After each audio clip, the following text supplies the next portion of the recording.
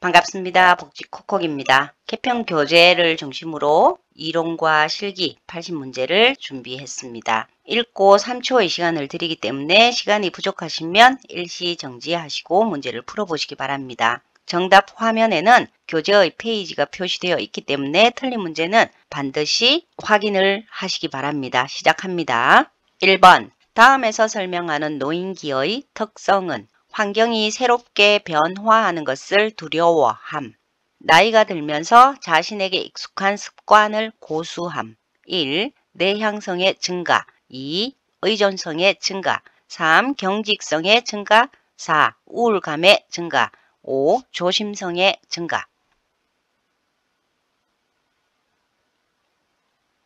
정답 3번 경직성의 증가로 20쪽에 있는 내용입니다. 2번 다음 중 요양보호 실천의 4가지 핵심 사항으로 옳은 것은 가, 대면하기, 나, 말하기, 다, 접촉하기, 라, 질병 극복하게 하기, 마, 일어서게 하기, 바, 가족의 역할 대신하기.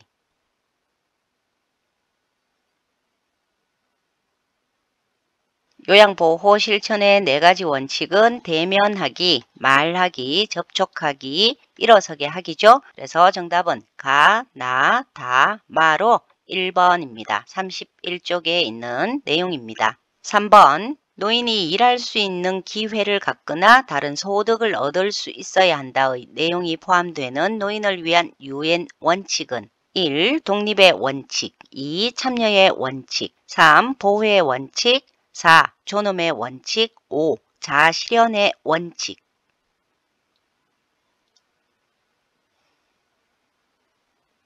2일 소득이라는 키워드가 나왔죠? 정답 1번 독립의 원칙입니다. 38쪽에 있습니다. 4번 다음에서 설명하는 노인복지시설 유형은 신체적, 정신적 장애로 어려움을 갖고 가정에서 생활하는 노인에게 각종 편의를 제공하여 지역사회 안에서 안정된 노후를 영위하도록 함. 1. 양로시설 2. 방문요양 3. 노인요양시설 4. 노인복지주택 5. 노인공동생활가정.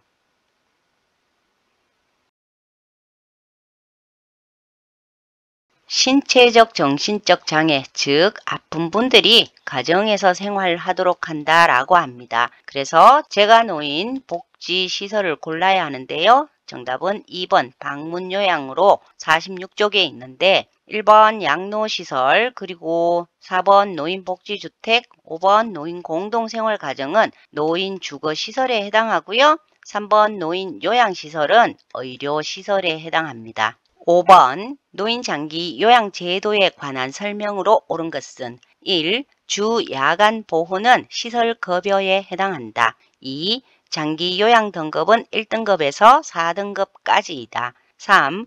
안정적 노후를 위한 소득 보장을 목적으로 한다. 4. 장기 요양보험의 보험자는 국민건강보험공단이다. 5. 장기요양보험 사업은 건강보험심사평가원이다.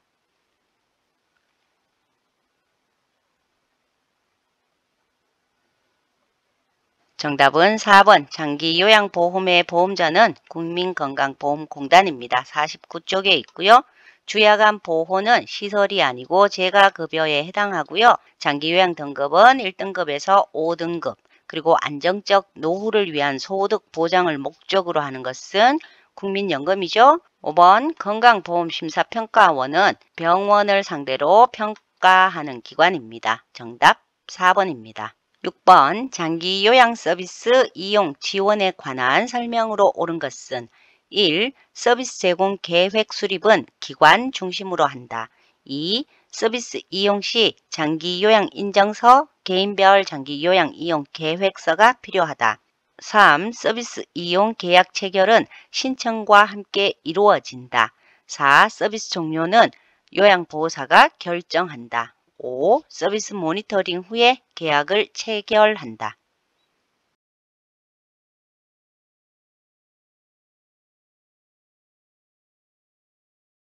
정답 2번입니다. 서비스 이용 시에 장기요양 인정서와 개인별 장기요양 이용 계획서가 필요합니다. 59쪽에 있고요. 서비스 제공 계획 수립은 기관 중심이 아닌 대상자 중심이어야 하고요. 서비스 이용 계약 체결은 급여 제공 계획서가 나온 뒤에 체결이 됩니다. 그리고 서비스 종료는 요양보호사가 결정하는 것이 아니고 대상자나 보호자가 결정을 하게 되고요. 서비스 모니터링 후에 계약 체결 아니죠. 조금 전에 설명드렸듯이 급여 제공 계획서가 나와서 그 계획이 마음에 들어야지만 계약을 체결하게 됩니다. 정답 2번입니다. 7번 노인 장기 요양보험 표준 서비스 중 가사 및 일상생활 지원 서비스 내용은 1. 의사소통 도움 2. 병원 동행 3. 편지 대필 4. 체위 변경 5. 식사 준비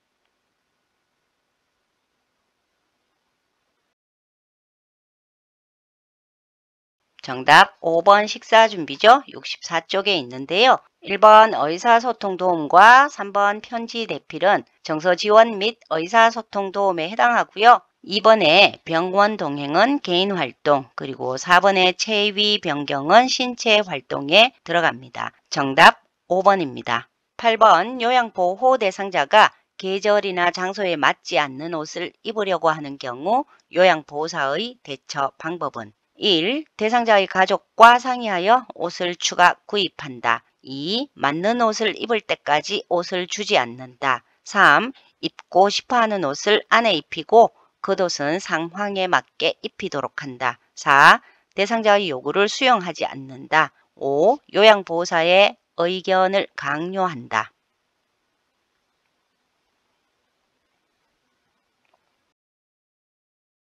정답 3번 입고 싶어하는 옷을 안에 입히고 수용하죠. 대상자의 의견을 수용해 드리고요. 겉옷은 상황에 맞게 입히도록 합니다. 67쪽에 있습니다.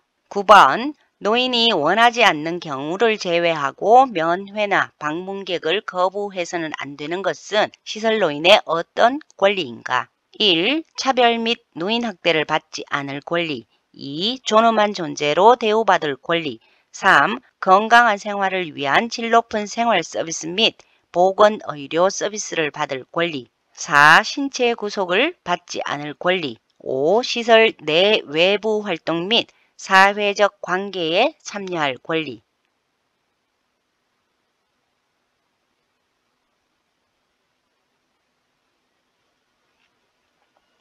정답 5번 시설 내 외부 활동 및 사회적 관계에 참여할 권리로 96쪽에 있습니다. 방문객 찾아오는 것 사회적인 관계죠. 정답 5번입니다.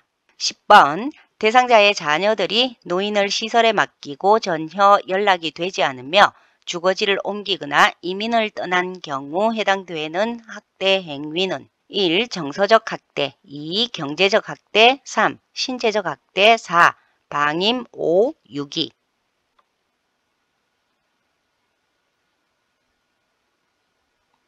정답 5번 유기입니다. 111쪽에 있고요. 집 밖에 버렸죠? 그래서 유기가 되겠습니다. 11번 다음과 같은 상황에서 요양보호사의 권리를 보장하는 법은 보호자에게 폭언 및 신체 폭력의 위협을 받아 안전상의 이유로 업무를 중단했을 때 기관장은 요양보호사에게 불리한 처우를 해서는 안 된다. 1. 산업안전보건법 2. 산업재해보상보험법 3. 근로기준법 4. 노인장기요양보험법 5. 고용보험법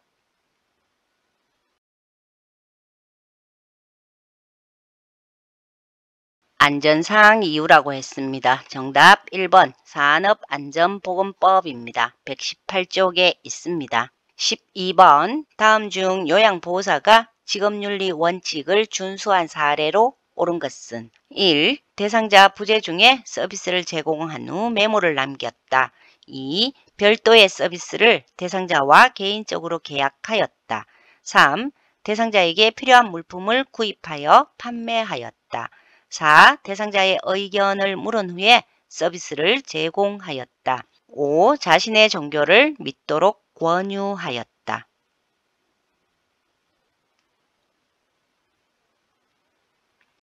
정답 4번 대상자의 의견을 물은 후에 서비스를 제공하였다죠. 124쪽에 있습니다. 대상자 부재 중에는 서비스 제공하시면 안 되고요. 별도의 서비스는 개인적으로 계약을 하지 않고 기관장에게 보고 후에 처리를 해야 합니다. 그리고 대상자에게 필요한 물품을 구입해 주는 것은 대행이겠지만 판매했기 때문에 안 되고요. 자신의 종교 역시 권유하시면 안 됩니다. 정답 4번입니다. 13번 다음 사례에 대한 요양보호사의 대처 방안으로 옳은 것은 요양보호사가 대상자의 기저귀를 갈아드리려고 하면 보호자는 사용했던 기저귀를 말려서 다시 사용하라며 강요하였다. 1. 기저귀를 다시 쓸 수 없는 이유를 설명한다. 2. 즉시 서비스를 중단하고 나간다. 3. 보호자를 곧바로 경찰에 신고한다. 4. 다른 요양보호 서비스를 받으라고 말한다. 5. 보호자에게 추가 금액을 요구한다.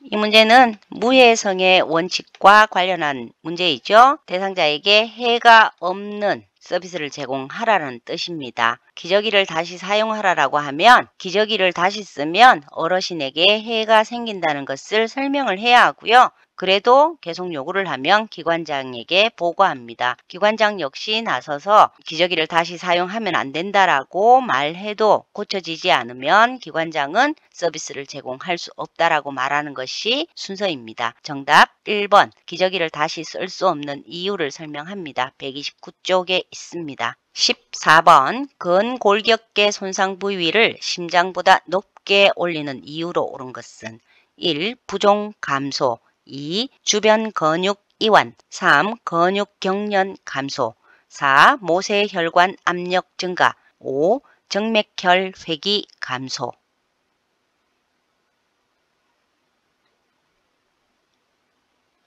정답 1번 부종 감소죠. 145쪽에 있습니다. 붓는 것을 감소시키고요. 또 부으면 통증이 있기 때문에 심장보다 높게 올립니다. 정답 1번입니다.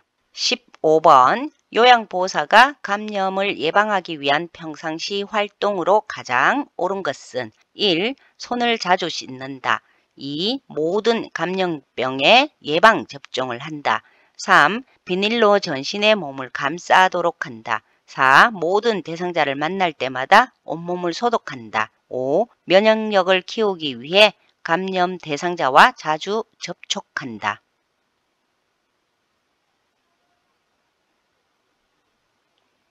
평상시 감염을 예방하기 위해서 가장 손쉽게 할 수 있는 것이 자주 손을 씻는 것입니다. 148쪽에 있습니다. 정답 1번입니다. 16번 반복적으로 설사를 하는 대상자를 돕는 방법은 1. 물을 충분히 마시게 한다. 2. 우유 섭취량을 늘린다. 3. 하재를 복용한다. 4. 장 운동을 증가시키는 음식을 먹게 한다. 5. 설사 초기부터 지사제를 복용하게 한다.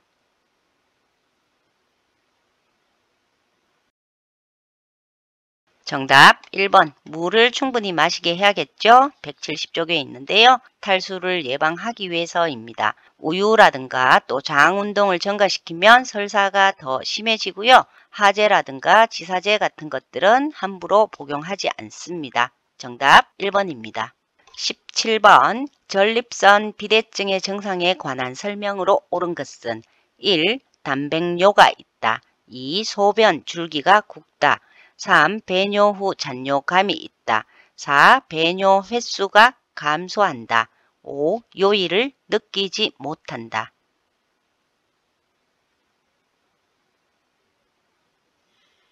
단백뇨는 당뇨병이죠. 당뇨병과 관련이 있고요. 소변 줄기가 굵은 것이 아니고 전립선 비대증이 찾아오면 소변 줄기가 가늘어집니다. 그리고 배뇨 후에 잔뇨감 있는 것 정답이네요. 197쪽에 있고요. 배뇨 횟수는 증가하는데요. 배뇨 후 2시간 이내에 다시 소변이 마렵습니다. 그래서 요일을 자주 느끼는 거죠. 정답 3번 배뇨 후 잔뇨감이 있습니다. 18번 폐결핵에 관한 설명으로 옳은 것은 1. 바이러스성 감염 질환이다. 2. 스테로이드 약물 복용으로 예방할 수 있다. 3. 약물 복용 중 주기적인 간 기능 검사가 필요하다. 4. 치료 기간 중 증상이 사라지면 약물 복용을 중단한다. 5. 오전에 고열이 나고 오후에 열이 내리는 증상이 반복된다.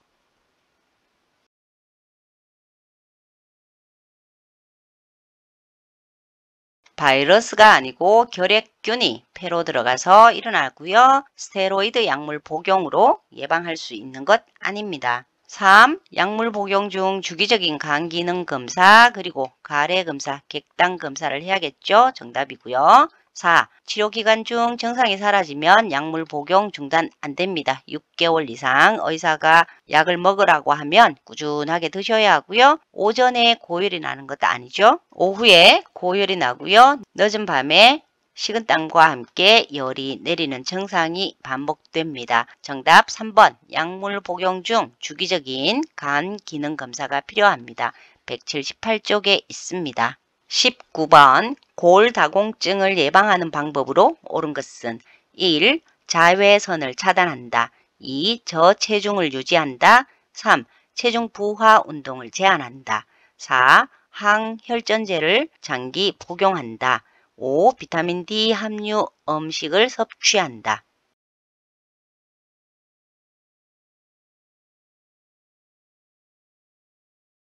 정답 4번 비타민 D 함유 음식을 섭취해야겠죠. 191쪽에 있습니다. 자외선 차단하시면 안 되고 저체중은 골다공증의 원인이 되기 때문에 적정한 체중 유지합니다. 20번 둔부의 욕창에 있는 대상자를 돕는 방법으로 옳은 것은 1. 도넛 모양 베개를 데워준다.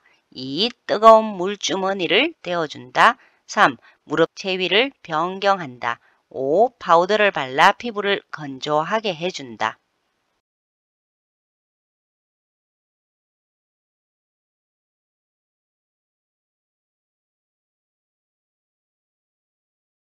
정답 3번 무릎 사이에 베개를 끼워줍니다. 201쪽에 있습니다. 도넛 모양 베개 안 되고요. 뜨거운 물주머니 안 됩니다. 그리고 옷을 끌어서 체위 변경하면 욕창이 더 심해질 수 있고요. 파우더 안 됩니다. 정답 3번입니다.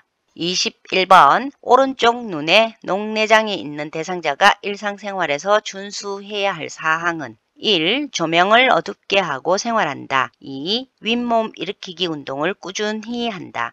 3. 눈을 자주 비벼 혈액순환을 돕는다. 4. 양쪽 눈 모두 정기적으로 안과 검사를 받는다. 5. 작업할 때는 고개를 숙인 자세를 취한다.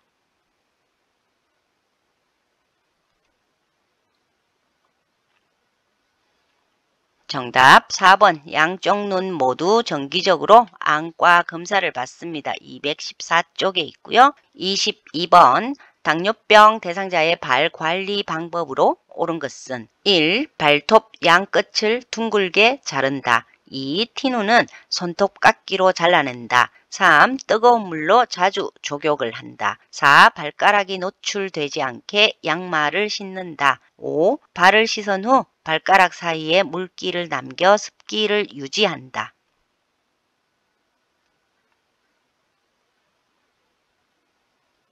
정답 4번 발가락이 노출되지 않게 양말을 신겨드립니다. 219쪽에 있습니다. 23번 우울증 발생 가능성이 높은 대상자의 유형은 1. 가족과 함께 살고 있다. 2. 경로당 프로그램에 참여한다. 3. 낮에 햇빛을 쐬며 운동을 한다. 4. 최근 갑상샘 기능 저하증을 진단받았다. 5. 식욕과 체중이 변화 없이 유지되고 있다.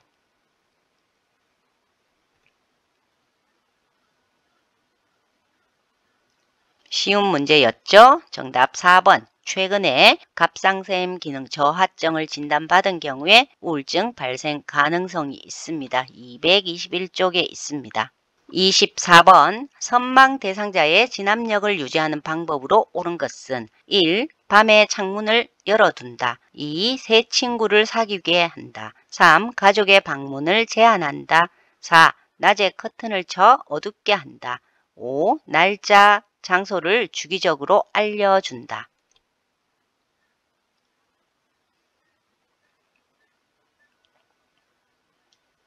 정답 5번이죠. 진압력은 시간 그리고 장소, 사람과 연관된 인지 영역입니다. 그래서 날짜, 장소를 주기적으로 알려드립니다. 224쪽에 있습니다. 25번 노인이 운동을 깊이 하게 되는 요인으로 옳은 것은 1. 관절의 뻣뻣함 감소 2. 균형 및 조정 능력 감소 3. 폐 조직의 탄력성 증가 4. 심장 근육의 수축력 증가 5. 주변 자극에 대한 반응 증가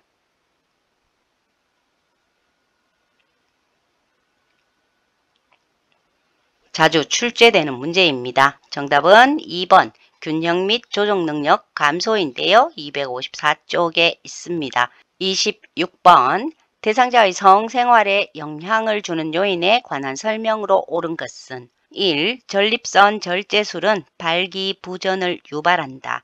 2. 항고혈압제 복용은 성적 욕구를 높인다. 3. 유방절제술은 성기능의 변화를 초래한다. 4. 과도한 알코올 섭취는 발기지연을 유발한다. 5. 뇌졸중 재발을 예방하기 위해 성생활을 검한다.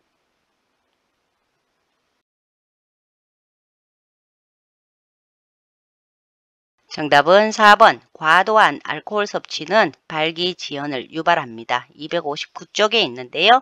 전립선 절제술이라든가 유방절제술은 성생활과 크게 상관이 없고요. 뇌졸중 환자라면 의사와 상담해서 성생활을 할 수 있도록 합니다. 정답 4번입니다. 27번 노인 대상자의 약물 복용 방법으로 옳은 것은 1. 위장장애가 있을 때는 약의 용량을 줄인다. 2. 코팅된 약을 삼키기 힘들 때는 쪼개서 복용한다. 3. 약이 효과가 없을 때는 임의로 복용을 중단한다. 4. 복용량이 있는 경우 건강기능식품 섭취는 의사와 상의한다.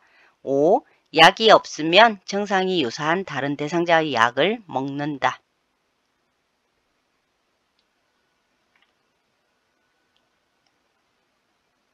정답 4번 복용약이 있는 경우에 건강기능식품 섭취를 할 때는 의사와 상의합니다. 263쪽에 있고요. 위장장애가 있거나 또 코팅된 약을 삼키기 힘들 때 약이 효과가 없을 때는 의사와 상의를 해서 처방을 새롭게 받아야 하고요. 약이 없으면 병원에 가서 처방받아서 복용을 합니다. 정답 4번입니다. 28번 음주를 하고 있는 대상자가 절주를 하도록 돕는 방법으로 옳은 것은 1. 권유받은 경우에만 술을 마시도록 한다. 2. 암 예방을 위해 하루 2잔 이내로 마시게 한다. 3. 매일 식사와 함께 소량의 술을 마시게 한다. 4. 딱 한 잔만 마시자라는 음주 습관을 지키게 한다. 5. 절주 의지를 주변 사람들에게 알리고 도움을 받게 한다.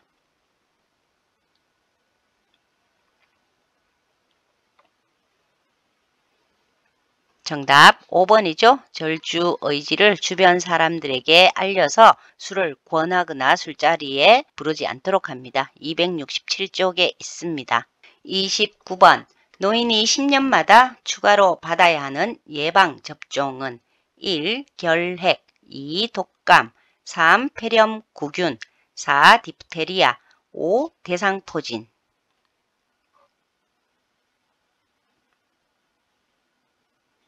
정답 4번 디프테리아죠. 270쪽에 있는데요. 파상풍과 디프테리아 그리고 백일에는 10년마다 한 번씩 받고요. 결핵은 예방접종이 필요 없고 독감은 매년 받습니다. 폐렴구균은 64세까지는 위험군만 1, 2회 맞고요. 65세 이상은 건강 상태에 따라서 1, 2회 맞습니다. 그리고 대상포진은 1회만 맞으면 됩니다. 정답 4번입니다. 30번 강한 한파에 노출되어 주로 코, 귀, 뺨, 턱, 손가락, 발가락 등의 피부 감각이 저하되어 무감각해지는 질병으로 옳은 것은 1. 낙상 2. 저체온증 3. 빈혈 4. 동상 5. 뇌졸중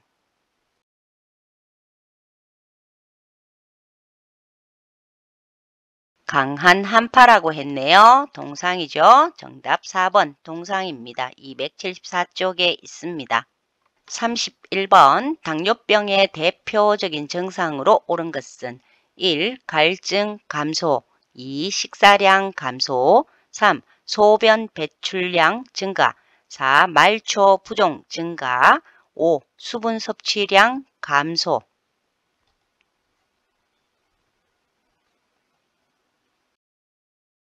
당뇨병에 걸리면 갈증이 증가해서 물을 자주 마시게 됩니다. 식사량 역시 증가하고요. 소변 배출량 물을 많이 마시기 때문에 증가하게 됩니다. 정답이네요.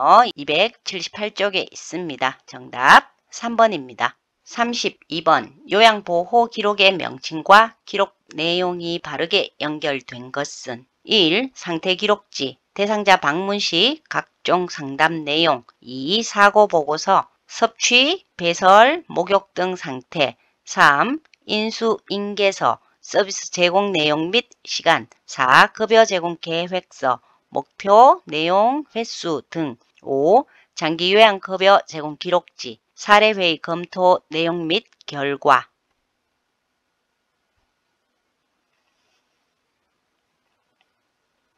대상자 방문 시 각종 상담 내용을 적는 것은 업무 수행 일지 혹은 상담 일지이고요. 섭취, 배설, 목욕 등 상태는 상태 기록지, 그 다음에 서비스 제공 내용 및 시간은 장기 요양 급여를 제공하고 난 뒤에 적는 제공 기록지이고요. 목표 내용 횟수는 급여 제공 계획서가 맞습니다. 그리고 사례회의 검토 내용 및 결과는 사례회의록이 되겠습니다. 정답 4번입니다. 급여 제공 계획서는 목표, 내용, 횟수 등이 담겨 있습니다. 321쪽에 있습니다. 33번 상황이 급하거나 사안이 가벼울 때 활용할 수 있는 업무 보고 형식은 1. 구두보고 2. 서면보고 3. 주간보고 4. 원래보고 5. 전산망보고.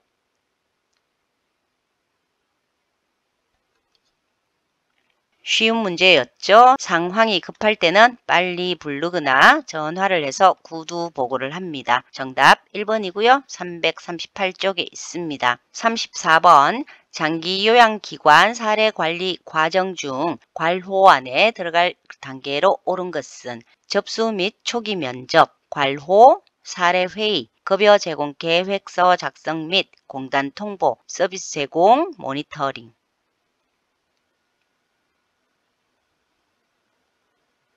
사례 관리와 관련해서는 시험에 자주 출제가 되고 있는데요. 일단 사례 관리자로 선정이 되고 접수가 되면 초기 면접 후에 욕구 사정을 합니다. 욕구 사정 후에 사례 회의를 하고요. 그 다음에 급여 제공 계획서 작성 및 공단에 통보하고 요양보호사 선생님들이 서비스 제공을 하고 나면 기관과 국민건강보험공단에서 모니터링을 하게 됩니다. 정답 1번 욕구 사정으로 341쪽에 있습니다. 35번 시설 대상자가 요양보호사에게 자신을 대신하여 사전연명 의료 의향서를 작성해 달라고 할 때 반응으로 옳은 것은 1. 한번 작성하면 철회할 수 없습니다. 2. 시설장과 상의해서 작성해야 합니다. 3. 시설에 오기 전에 작성했어야 합니다. 4. 어르신이 직접 작성하는 것이 원칙입니다. 5. 자녀의 동의가 있어야 작성할 수 있습니다.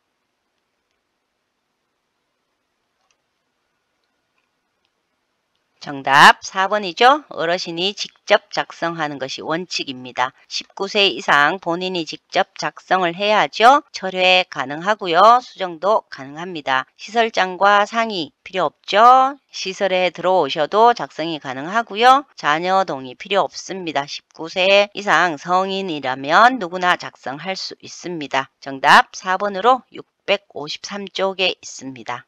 36번 방문요양 서비스 중 대상자가 요구한 물건을 사다 주었더니 마음에 들지 않는다며 불평할 때 대처 방법은 1. 앞으로 대상자가 직접 구매하라고 한다. 2. 똑같은 물건은 없다고 그냥 쓰라고 권유한다. 3. 물건 구매 대행은 어렵다고 보호자에게 말한다. 4. 구매한 물건을 대상자와 함께 교환하러 간다. 5. 돈으로 돌려주고 구입한 물건은 요양보호사가 사용한다.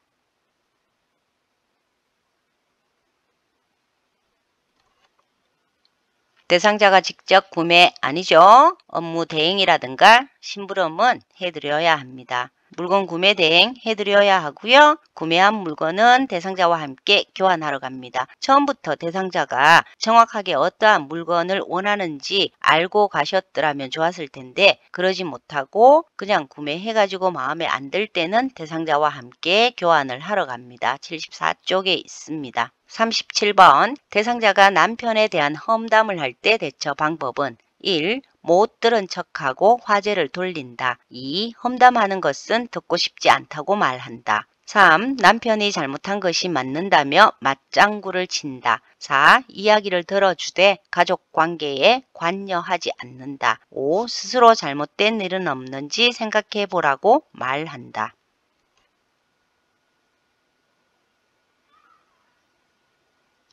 근무 시간 중에 대상자가 가족에 대해서 험담을 한다면 이야기를 들어주되 가족 관계에 깊이 관여하지 않습니다. 75쪽에 있습니다. 38번 다음에 의사소통 방법이 도움되는 대상자는 말의 의미를 이해할 때까지 반복하고 이해 여부를 확인한다. 밝은 방에서 입모양을 볼 수 있도록 시선을 맞추며 말한다.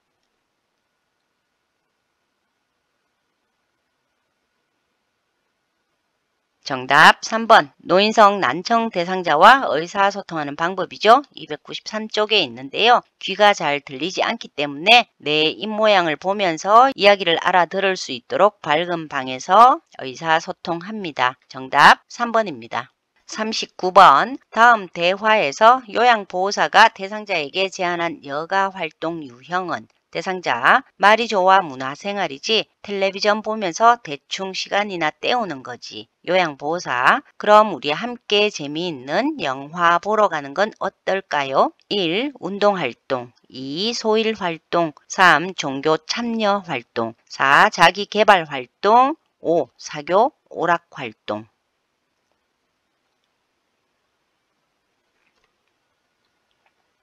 영화라고 하네요. 정답 사교 오락 활동이죠. 299쪽에 있는데요. 영화라든가 음악회, 미술관 같은 것은 사교 오락 활동에 들어가고요. 운동 활동은 가벼운 산책 그리고 소일 활동은 집 안에서 할 수 있는 여러 가지 다양한 일들 그 다음에 종교 참여 활동은 불교, 기독교, 천주교를 생각하시면 되고요. 자기 개발 활동은 학교에서 배우는 다양한 활동들을 생각하시면서 문제를 풀어보시면 됩니다. 정답 5번입니다. 40번 다음 중 요양보호사가 기관장에게 신속하게 보고해야 하는 대상자의 상황은 1. 영화를 보고 싶다고 말한다. 2. 치약을 숨겨놓고 먹는다. 3. 자신을 이전 요양보호사와 비교한다. 4. 아들에게 전화를 걸어달라고 부탁한다. 5. 유년 시절의 추억을 수시로 이야기한다.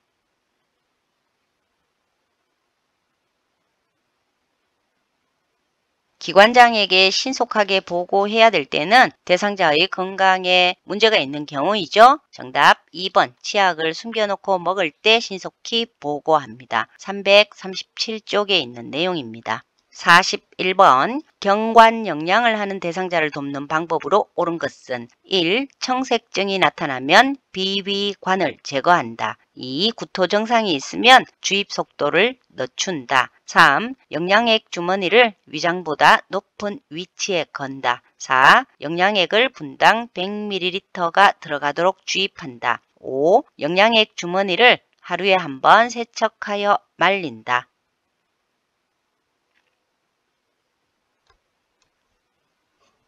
청색증이 나타나거나 구토 증상이 있으면 바로 보고해야 되겠죠. 비위관 제거 요양보호사 선생님들이 하시면 안 되고 영양액 주머니는 위장보다 높은 위치에 걸어서 자연스럽게 위에서 흘러 들어가도록 해야 하고요. 분당 100ml가 아니고 50이고요. 영양액 주머니는 사용하고 난 뒤에 세척하여서 말립니다. 정답 3번입니다. 366쪽에 있습니다. 42번 대상자의 경구약 복용을 돕는 방법으로 옳은 것은 1. 약병 라벨이 붙은 쪽으로 물약을 따른다. 2. 계량컵을 바닥에 내려놓고 물약을 따른다. 3. 알약이 빠르게 흡수되도록 수분 섭취를 제한한다. 4. 약물 알레르기 반응이 나타나면 복용량을 줄인다. 5. 질문을 하여 약을 전부 삼켰는지 입안을 확인한다.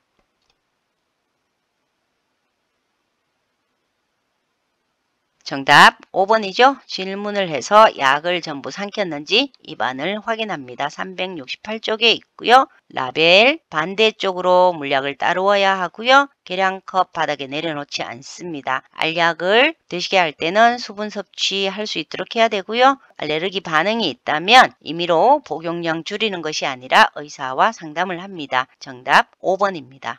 43번 대상자의 가루약 복용을 돕는 방법으로 옳은 것은 1. 물기가 있는 숟가락을 사용한다. 2. 여러 번 나누어 입안에 털어 넣어준다. 3. 가루약 복용을 끓이면 주스에 섞어준다. 4. 양이 적을 때는 무침 주사기를 이용한다. 5. 먹다 남은 가루약은 종이에 싸서 보관한다.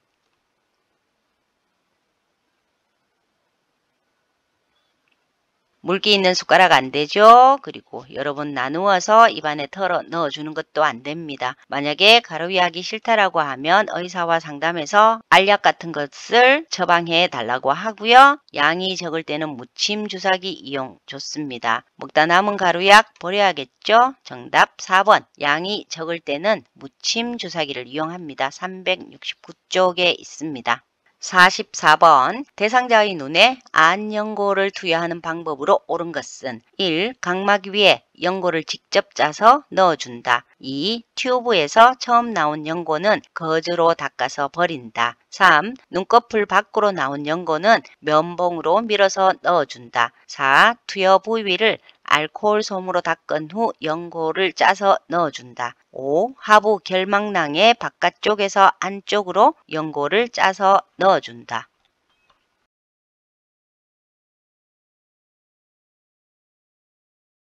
각막 위에 연고를 직접 짜서 넣어주면 각막을 다치게 할 수도 있어서 안 되고요. 이 튜브에서 처음 나온 연고는 거즈로 닦아서 버리는 것 맞습니다. 정답이고요. 눈꺼풀 밖으로 나온 연고는 멸균 솜으로 닦아줍니다. 그리고 투여 부위를 알코올 솜으로 닦은 후 연고를 짜서 넣어주는 것 아니죠? 하부 결막낭의 안쪽에서 바깥쪽으로 연고를 짜서 넣어줍니다. 정답 2번입니다. 371쪽에 있는 내용입니다. 45번 양쪽 귀에 통증이 있는 대상자에게 귀약을 점적하는 방법으로 옳은 것은 1. 똑바로 누운 자세에서 투여한다. 2. 약을 냉장고에서 꺼내 바로 투여한다. 3. 귀를 후하방으로 잡아당긴 후 투여한다. 4. 귀약 투여 후 솜을 이관 내에 꼭 끼워 눌러준다. 5. 한쪽 귀에 약을 넣고 5분간 같은 자세로 있게 한다.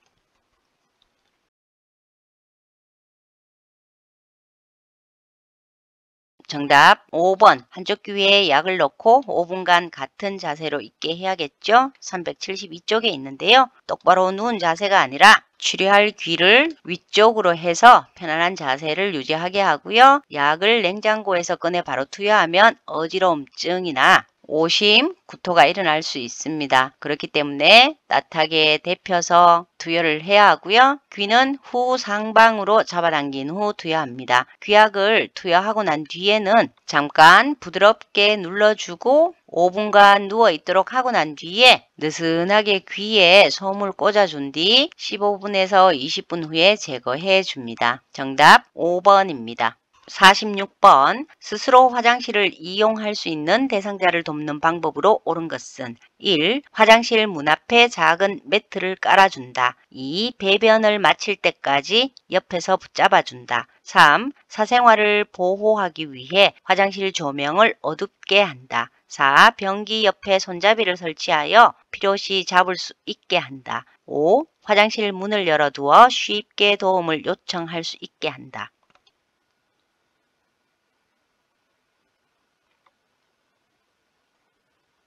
화장실 문 앞에 작은 매트 깔아두면 낙상의 위험이 있죠. 스스로 화장실을 이용할 수 있기 때문에 옆에서 붙잡아 주는 것 아니고요. 호출기를 손에 쥐어주고 바깥에 나가 있습니다. 그리고 사생활을 보호하기 위해서 조명 어둡게 안 되고요. 변기 옆에 손잡이를 설치하여 필요시 잡을 수 있게 합니다. 375쪽에 있고요. 문 열어두시면 안 되겠습니다. 정답 4번입니다.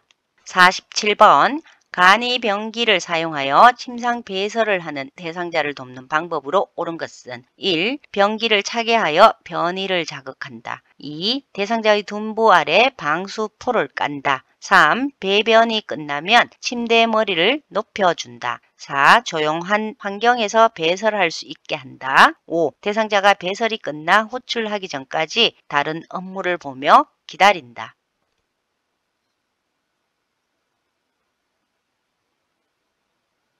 변기 차게 하면 안 되죠. 따뜻하게 해서 변이 자극하고요. 대상자의 둔부 아래에 방수포를 깝니다. 정답이고요. 배변이 끝나면 침대머리를 높여주는 것이 아니라 배변이 끝나면 낮추어서 휴식하도록 하고요. 조용한 환경 아니죠. 음악 같은 것들을 틀어 놓아서 소리가 잘 들리지 않게 합니다. 배설하는 동안에 다른 업무 보셔서는 안 되겠습니다. 정답 2번 대상자의 둔부 아래 방수포를 깝니다. 380쪽에 있는 내용입니다.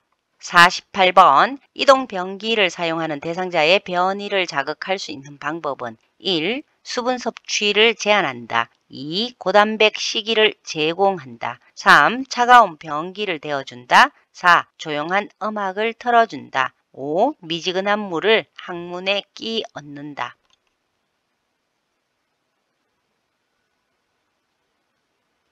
미지근한 물을 항문에 끼 얹으면 변이가 자극이 됩니다. 정답 5번이고요. 382쪽에 있습니다.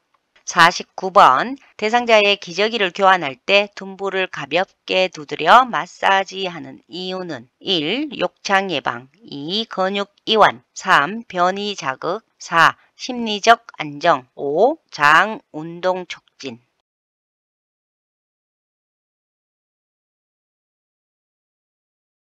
정답 욕창 예방이죠. 385쪽에 있습니다. 50번 유치 도뇨관 소변 주머니를 비우는 순서는 가. 소변 배출구를 제자리에 놓는다. 나. 소변을 소변기에 받는다. 다. 소변 배출구를 연다. 라. 소변을 비우고 배출구를 잠근 후 알코올 솜으로 닦는다.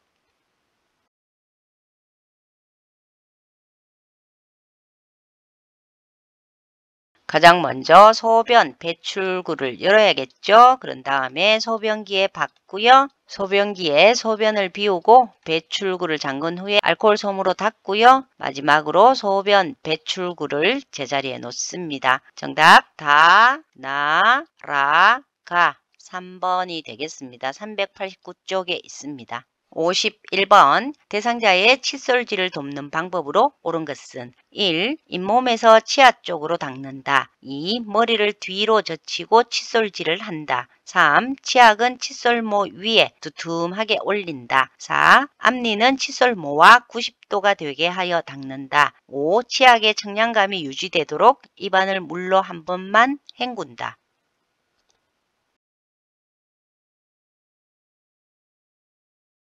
정답 1번 잇몸에서 치아 쪽으로 닦죠. 397쪽에 있고요. 머리를 뒤로 젖히는 게 아니고 편안하게 앞으로 보게 합니다. 치약은 칫솔모 위에 두툼하게 하는 것이 아니고 칫솔모 사이에 짜고요. 앞니는 칫솔모와 45도가 되게 해서 닦죠. 한 번만 헹구는 것이 아니라 여러 번 헹구어 드립니다. 정답 1번 잇몸에서 치아 쪽으로 닦습니다. 397쪽의 내용입니다. 52번 남성 대상자의 회음부를 청결하게 하는 방법으로 옳은 것은 1. 둔부와 하지를 모두 노출하여 깨끗이 닦는다. 2. 둔부 밑에 변기를 밀어 넣은 후 방수포를 깐다. 3. 대상자를 누운 상태에서 무릎을 펴고 다리를 벌리게 한다. 4. 엄경을 수건으로 잡고 겹치는 부분과 엄낭의 뒷면을 닦는다. 5. 둔부에 남아있는 물기를 젖은 수건으로 닦아내고 바지를 입힌다.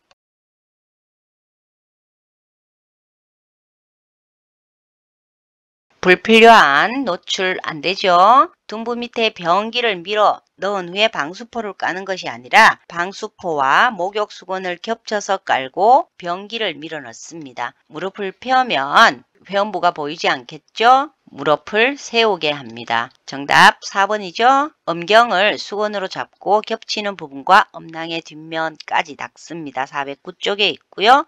젖은 수건이 아니라 마른 수건으로 닦아내고요. 변기를 빼낸 뒤에 변기가 닿았던 부분까지 남아있는 물기를 깨끗이 닦아드린 후에 바지를 입혀드립니다. 정답 4번이고요. 409쪽에 있습니다.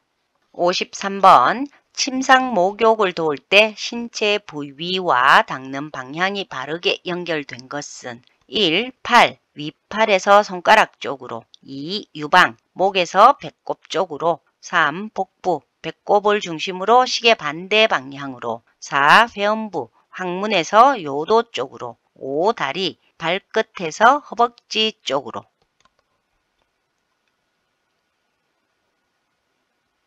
팔은 손끝에서 겨드랑이 쪽이죠. 유방은 원을 그리듯이 부드럽게 닦아드리고요. 복부는 배꼽을 중심으로 시계 반대 방향이 아니라 시계 방향으로 닦아드립니다. 그리고 회음부는 요도에서 항문 쪽으로 가야겠죠. 다리는 발끝에서 허벅지 쪽으로 말초신경부터 먼저 닦아드리고 점점 심장이 가까운 쪽으로 갑니다. 정답 5번. 다리는 발끝에서 허벅지 쪽으로 닦아드립니다. 419쪽에 있습니다.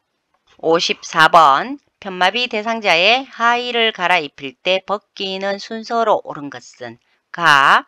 두 팔과 두 발을 바닥에 지지하고 엉덩이를 들어 올리게 한다. 나. 마비된 쪽을 벗긴다. 다. 건강한 쪽을 벗긴다. 라. 두 다리를 모아 무릎을 세운다.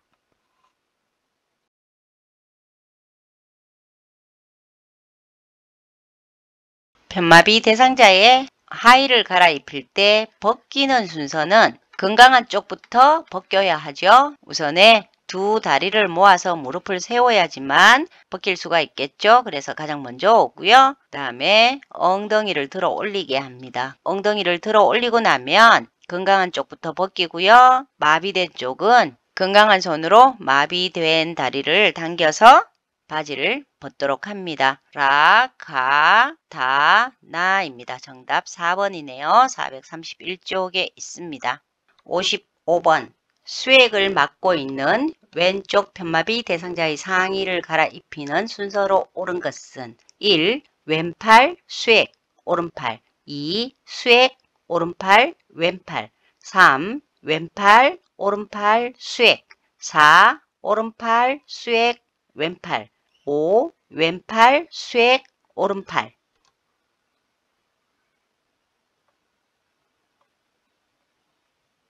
수액이 있다면 항상 수액은 중간에 들어오죠. 그리고 왼쪽이 편마비이기 때문에 오른쪽이 건강한 쪽이 되겠습니다. 수액을 맡고 있는 오른쪽 팔, 그러니까 건강한 팔을 먼저 벗기고요. 오른팔을 먼저 벗기고 그 다음에 수액을 벗긴 뒤에 마비된 왼팔을 벗겨드립니다. 정답 4번이고요. 432쪽에 있습니다.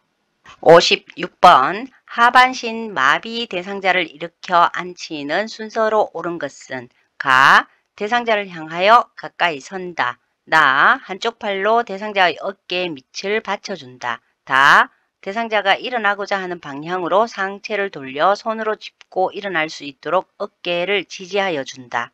라. 대상자의 양쪽 무릎을 굽혀주거나 편안하게 놓아둔다. 마. 대상자가 적당히 일어나면 무릎이 자연스럽게 굽혀질 수 있게 해준다.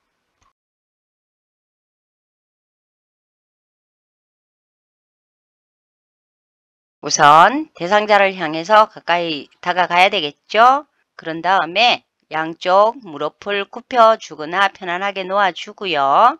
대상자가 일어나고자 하는 방향으로 상체를 돌려서 손으로 짚고 일어날 수 있도록 어깨를 지지해 줍니다. 다른 한쪽 팔로 대상자의 어깨에 밑을 받쳐주고요. 마지막으로 대상자가 적당히 일어나면 무릎이 자연스럽게 굽혀질 수 있도록 해줍니다. 그래서 가, 라, 다, 나, 마입니다. 정답 4번 440쪽에 있습니다. 57번 잠금 장치를 한 휠체어를 접는 순서로 옳은 것은 가. 발 받침대를 올린다. 나. 팔걸이를 잡아 접는다. 다. 시트를 들어 올린다.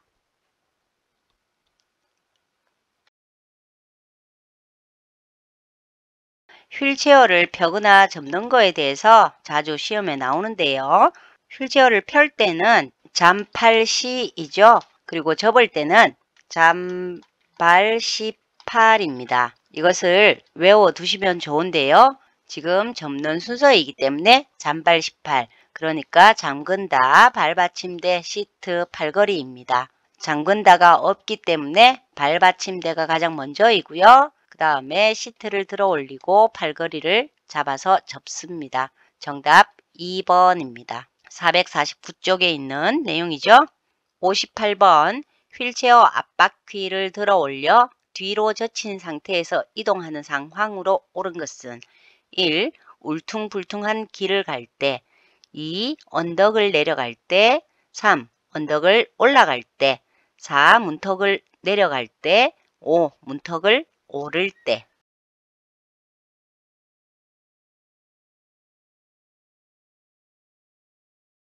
정답은 1번 울퉁불퉁한 길을 갈 때로 450쪽에 있는데요. 언덕을 내려갈 때는 몸으로 휠체어를 지지하면서 고개는 뒤로 돌려서 방향을 살피면서 내려가거나 대상자의 체중이 많이 나가거나 경사가 크다면 지그재그로 내려가는 방법도 있습니다. 그리고 언덕을 올라갈 때는 가급적 자세를 낮추고요. 다리에 힘을 주어서 휠체어를 밀고 올라갑니다. 문턱을 내려갈 때는 먼저 내려와서 뒤에 서서 뒷바퀴를 내려놓고요. 문턱을 오를 때는 양팔에 힘을 주고 휠체어 뒤쪽을 발로 살짝 눌러서 조심스럽게 휠체어를 뒤쪽으로 기울인 뒤에 앞바퀴를 들어 올려서 도로턱이나 문턱을 오릅니다. 정답 1번 울퉁불퉁한 길로 450쪽에 있습니다. 59번 편마비 대상자를 바닥에서 휠체어로 옮기는 순서로 옳은 것은 가. 옆으로 쓰러지지 않도록 건강한 손으로 바닥을 지지하게 한다. 나. 건강한 손으로 휠체어 팔걸이를 붙잡게 하고 스스로 휠체어 안쪽에 앉게 한다. 다. 휠체어로 옮겨 앉는다는 것을 설명한다. 라. 수급자의 허리를 지지하고 건강한 다리를 축으로 삼아 몸을 돌려준다.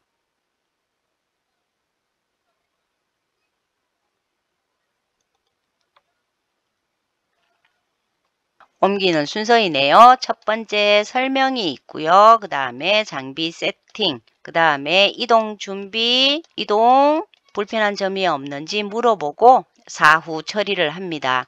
설명 다 있네요. 휠체어로 옮겨 앉는다는 것을 설명하는 것이 가장 먼저이고요.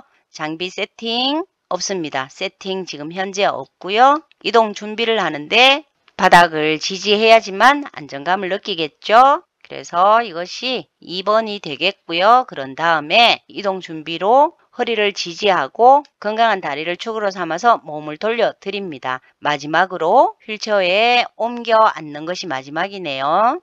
네, 여기 있습니다. 스스로 휠체어 안쪽에 앉게 하는 것이 가장 마지막이 되겠네요. 그래서 정답은 다, 가, 라, 나가 되겠습니다. 정답 3번 다, 가, 라, 나. 421쪽에 있습니다. 60번 다음 그림에서 오른쪽 편마비 대상자의 지팡이 보행을 도울 때 지팡이 끝을 놓는 위치로 옳은 것은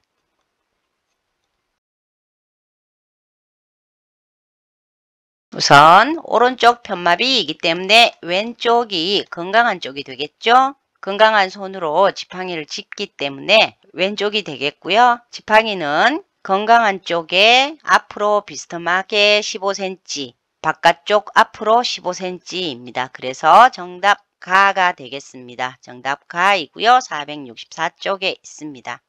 61번 편마비 대상자가 지팡이 보행 시 계단 오를 때의 방법으로 그 순서가 옳은 것은 1. 건강한 다리, 불편한 쪽 다리, 지팡이 2. 건강한 다리, 지팡이, 불편한 쪽 다리 3. 불편한 쪽 다리, 지팡이, 건강한 다리 4. 지팡이, 불편한 쪽 다리, 건강한 다리 5. 지팡이, 건강한 다리, 불편한 쪽 다리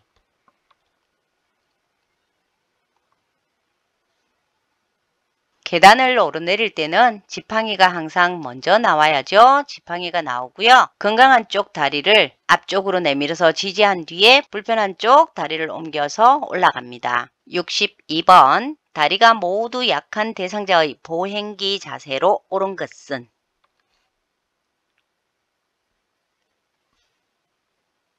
팔꿈치가 30도 구부러져야 하죠. 정답 5번입니다. 467쪽에 있습니다. 63번 요실금 팬티에 대한 설명으로 옳은 것은 1. 세탁할 필요가 없다. 2. 흡수 소재 부착형은 소변량이 많은 사람에게 좋다. 3. 반복 사용할 필요가 없어 경제적이다. 4. 기저귀를 사용하고 싶지 않은 사람에게 적합하다. 5. 소변 흘림량이 500ml 이상인 사람에게 좋다.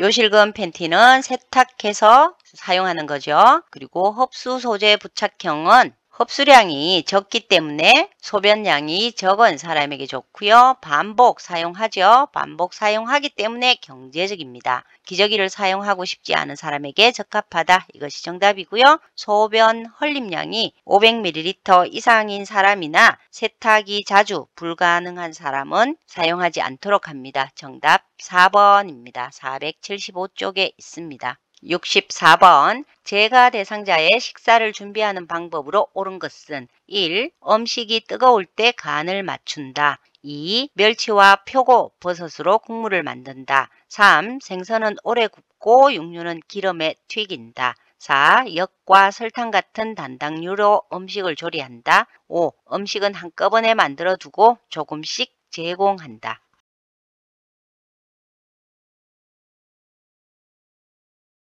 음식이 뜨거울 때 간을 맞추면 짜게 되죠. 멸치와 표고버섯으로 국물을 만드는 것 좋습니다. 정답 2번이고요. 528쪽에 있습니다. 생선을 오래 구우면 딱딱해지고요. 기름에 튀기는 것 역시 딱딱해집니다. 부드럽게 조리를 해드려야 하고요. 엿과 설탕 같은 단당류 좋지 않고요. 음식은 먹을 때마다 조금씩 만들어서 제공해드립니다. 정답 2번입니다.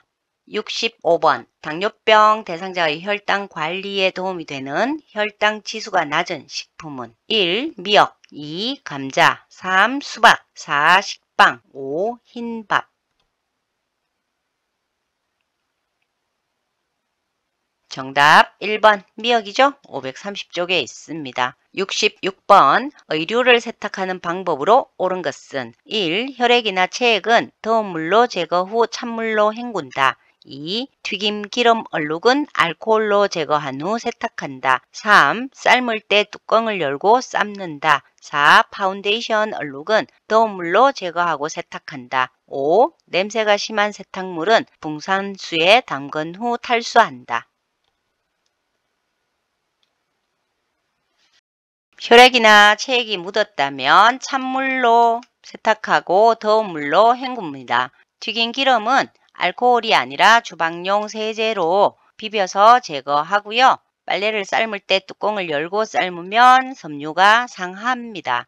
파운데이션 얼룩은 알코올을 이용을 하죠. 그리고 냄새가 심한 세탁물은 붕산수에 담근 후 탈수한다가 정답입니다. 정답 5번이고요. 552쪽에 있습니다. 67번 제가 대상자에게 병원 동행 서비스를 제공할 때 지켜야 할 원칙은 1. 요양보호사의 차량을 이용한다. 2. 평소 이용하던 이동보조기구의 사용을 제한한다. 3. 대상자가 이용하는 병원과 복약 상태를 미리 확인한다. 4. 요양보호사의 일정에 맞춰 병원 방문 날짜를 조정한다. 5. 진료 결과로 알게 된 대상자의 상태를 기관장에게 비밀로 한다.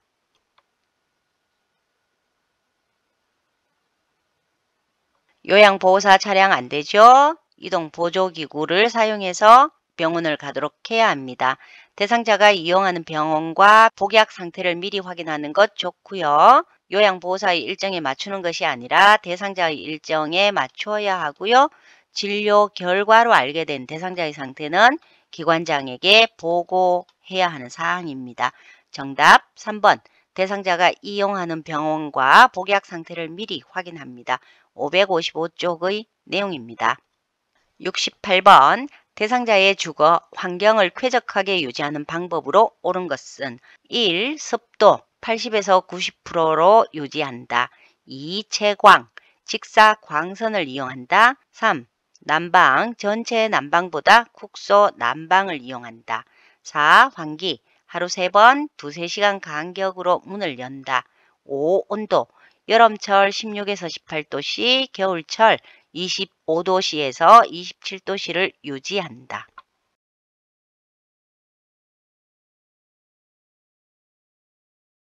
습도는 40에서 60%를 유지하죠. 습도가 너무 높으면 불쾌감을 느끼게 합니다. 채광은 직사광선 안 되죠. 직사광선이 눈에 닿으면 각막의 장애를 초래하기 때문에 커튼이나 발, 블라인드 등을 설치합니다. 난방은 전체 난방이 좋고요. 환기 하루 3번 2~3시간 간격으로 문 여는 것 좋습니다.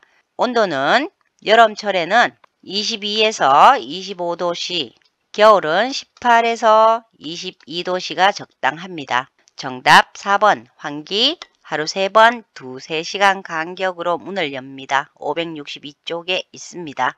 69번 치매 노인 환경 지원 지침 중 자기 선택을 위한 지원에 해당되는 영역별 내용으로 옳은 것은 1. 대상자의 입장에서 수용하며 대응한다. 2. 만남의 계기가 되는 소품을 제공한다.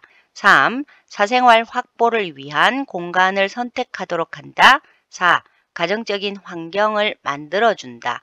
5. 스스로 식사할 수 있도록 환경을 조성한다.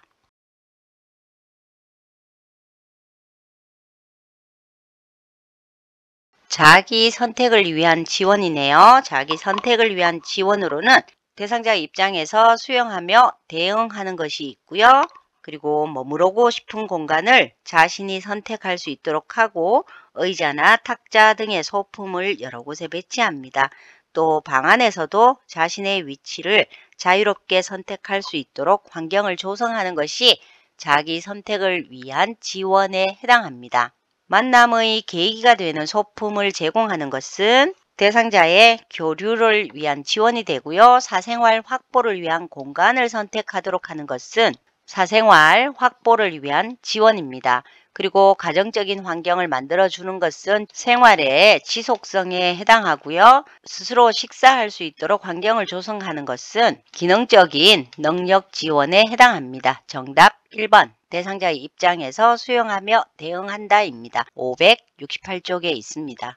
70번 낮 동안에 거실에서 배회하는 치매 대상자를 돕는 방법으로 옳은 것은 1. 소파에 앉아 어린 시절 고향에 대한 이야기를 나눈다. 2. 포만감을 느낄 수 있도록 간식을 제공한다. 3. 현관문을 열어 신선한 공기를 마시게 한다. 4. 실과 바늘을 주고 옷에 단추를 달게 한다. 5. 배변할 때까지 변기에 앉혀둔다. 간식은 포만감이 들 만큼 드셔서는 안 되고요. 현관문 항상 닫아둡니다. 그리고 바늘 같은 경우에는 위험하기 때문에 주어서는 안 되고요. 변기에 오래 앉혀두지 않습니다. 정답 1번 소파에 앉아서 어린 시절 고향에 대한 이야기를 나누면서 정서 불안을 느끼지 않도록 합니다. 정답 1번이고요. 597쪽에 있습니다. 71번 시설에서 치매 대상자가 옆 할머니는 월세도 안 내고 산다고 욕할 때 올바른 대처 방법은 1. 무슨 이야기를 하는지 자세히 들어본다. 2. 다른 대상자에게 피해가 되니 조용히 하라고 한다. 3. 스스로 욕을 그만둘 때까지 그대로 둔다. 4. 월세 임대료 계약서를 임의로 만들어 보여준다. 5. 흥분이 가라앉을 때까지 기다렸다가 욕하는 이유를 물어본다.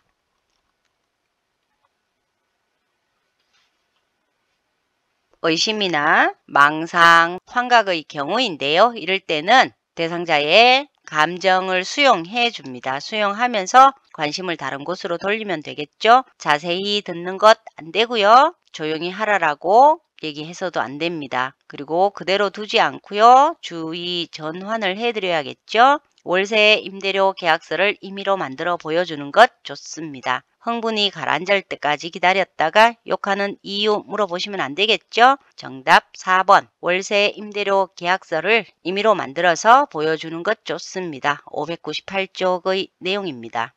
72번. 침해 대상자가 갑자기 욕설을 하면서 파괴적인 행동을 보일 때 대처 방법으로 옳은 것은 1.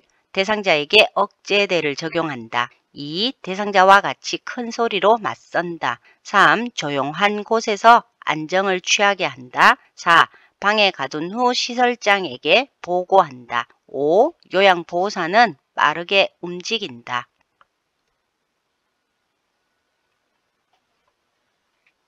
파괴적 행동을 하는 경우에 요양보호사는 조용한 곳에서 안정을 취하게 합니다. 599쪽에 있는데요. 억제대 적용하면 노인학대이죠. 그리고 같이 큰 소리로 맞으면 파괴적 행동이 더 크게 일어날 수 있고요. 방에 가두는 것 역시 신체적인 학대이고요. 빠르게 움직이면 공격한다고 느껴서 파괴적인 행동이 더 커질 수 있습니다. 정답 3번입니다. 73번. 침해 대상자가 해질녘이 되면 불안해하며 서성거릴 때 대처 방법으로 옳은 것은 1. 조명을 어둡게 하여 마음을 안정시킨다. 2. 복잡한 일거리를 제공한다. 3. 시간이 지나면 괜찮아진다고 한다. 4. 익숙한 노래를 들려준다. 5. 다른 방으로 옮겨준다.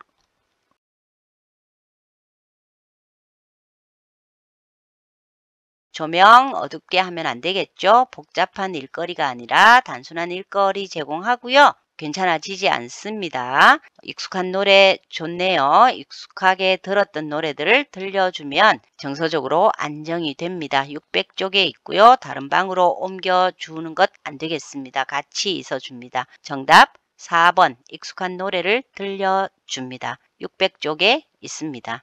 74번. 침해 대상자와의 대화 내용 중 언어적인 의사소통 방법이 옳은 것은 1. 밥과 죽 중에 무엇을 드시겠어요? 2. 어르신, 어떤 색 옷을 입고 싶으세요? 3. 오늘 찾아온 손자와 왜 아무 말도 안 하셨어요? 4. 식사 후 양치하시고 외출복으로 갈아입고 나오세요. 5. 화장실에는 가셔도 되는데 부엌에 들어가시면 안 돼요.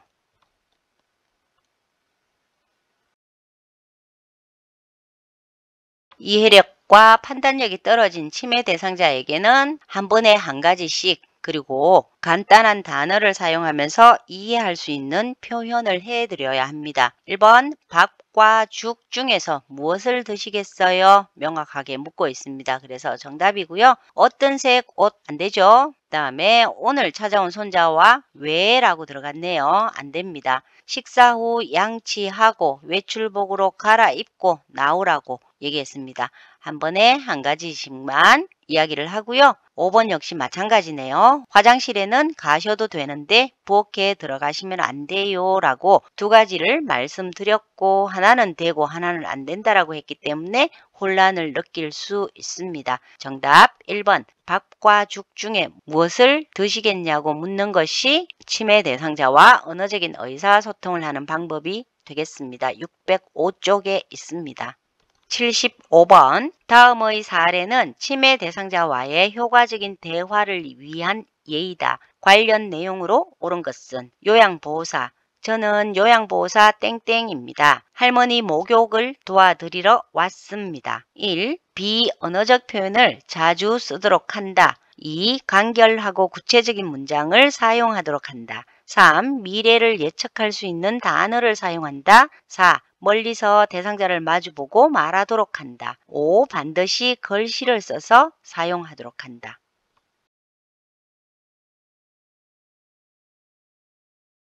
조금 전 문제와 비슷한 내용인데요. 요양보호사 누구라는 것, 그리고 목욕을 도와드리러 왔다는 것. 간결하고 구체적인 문장을 사용하도록 하는 내용입니다. 607쪽에 있고요. 정답 2번입니다. 76번 신문이나 드라마에 나오는 사람을 2명 선택하여 이름을 기입하고 첫 글자로 삼행시를 지어 적는 훈련을 할 때 향상되는 인지 기능은 1. 억제력 2. 창의력 3. 진압력 4. 공감력 5. 계산력. 삼행시를 적는다라는 것은 내가 생각을 해서 창의력을 발휘해야 되죠. 3. 삼삼한데 행복하기도 하네. 시간이 그래서 빨리 가네. 이런 식으로 어르신들마다 각각 다른 내용들을 삼행시로 적기 때문에 창의력이 향상될 수 있습니다. 정답 2번이고요. 624쪽에 있습니다.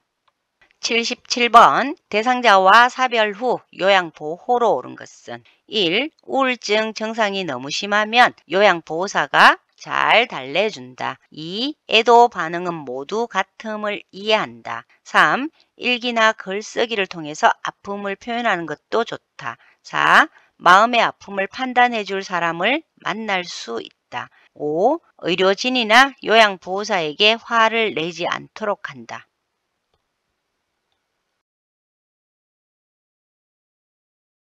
우울증 증상이 너무 심하면 의사를 상담해야겠죠. 애도 반응은 모두 같지 않고요. 일기나 글쓰기를 통해서 아픔을 표현하는 것도 좋습니다. 정답이고요. 마음의 아픔을 판단해 줄 사람을 만날 수 있다. 판단 안 되죠. 의료진이나 요양보호사에게 화를 낼 수도 있음을 이해해야 합니다. 정답 3번 일기나 글쓰기를 통해서 아픔을 표현하는 것도 좋습니다.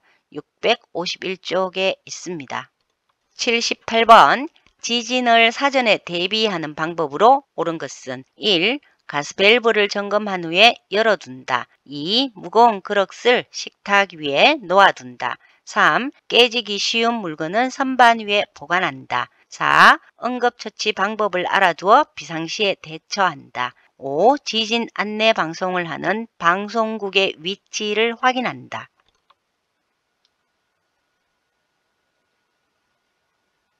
가스 밸브 점검한 후에 열어놓는 것 아니죠. 닫아두고요. 무거운 그릇은 식탁 위에 두면 지진이 나서 쓰러져서 다칠 수 있습니다. 또 깨지기 쉬운 물건은 선반 위에 두는 것이 아니라 바닥에 두고요.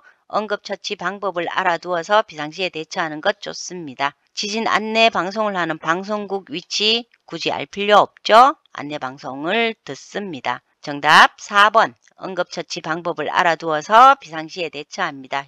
660쪽에 있습니다. 79번 계단에서 넘어진 대상자가 오른쪽 팔에 통증을 호소하며 부종과 출혈이 관찰될 때 응급처치 방법은 1. 진통제를 제공한다. 2. 팔을 잡아 움직여 본다. 3. 통증 부위를 마사지한다. 4. 부종 부위 위에 온찜질을 한다. 5. 출혈 부위 위에 멸균 꺼즈를 대고 지혈한다.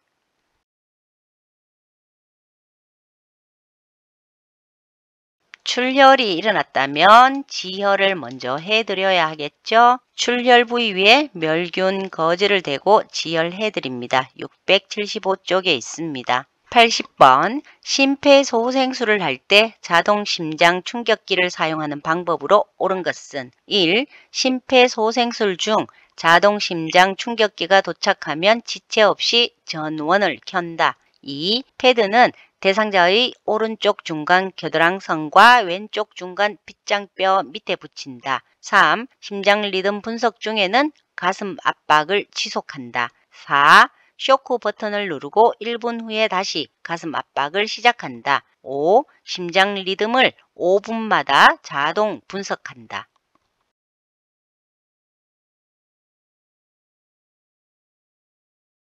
심폐소생술 중에 자동 심장 충격기가 도착하면 지체 없이 전원을 켜야 하죠. 정답이고요. 패드는 하나는 오른쪽 빗장뼈 밑에 붙이고요. 왼쪽에는 젖꼭지 아래 중간 겨드랑선에 붙여드립니다. 그리고 심장 리듬 분석 중에는 가슴 압박하시면 안 되겠죠? 쇼크 버튼을 누르면 대상자에게서 떨어져야 하고요. 심장 리듬은 2분마다 자동 분석됩니다. 정답 1번 심폐소생술 중 자동 심장 충격기가 도착하면 지체 없이 전원을 켭니다. 682쪽에 있습니다. 이상 2025년 개정판을 기준으로 이론과 실기 80문제를 풀어보았습니다. 감사합니다. 복지 콕콕이었습니다.